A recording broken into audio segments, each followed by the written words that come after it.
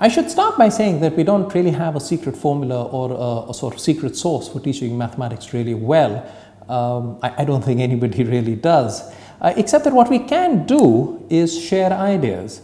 We can share ideas that have proved to be fairly successful in the teaching of mathematics. One such idea is the following.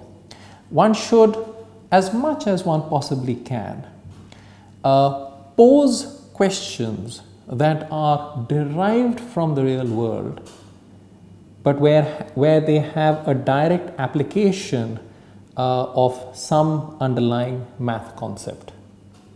Let's give a very simple example. I can pose the following question to a child.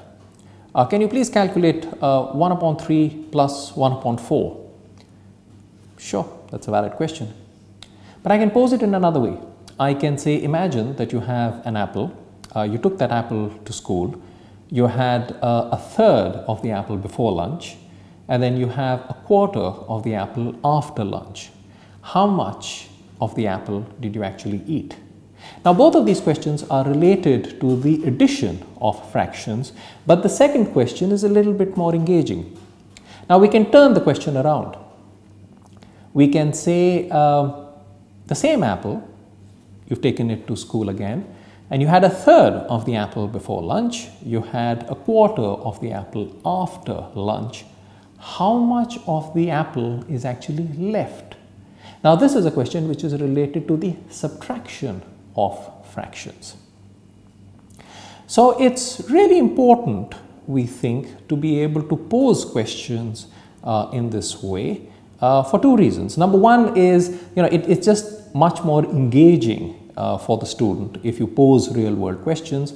But the other really important reason is that through such questions, we are in a position to establish the connection between real world problems and math concepts. Because the typical response, or a very, very typical response from students is, why are you teaching this to me? This will never be used in the real world. I cannot see any application of it, so on and so forth. So the central message of this short video is to say that do really make the effort, take the time, energy and effort to actually pose relevant real world questions as much as one possibly can while we are introducing math concepts.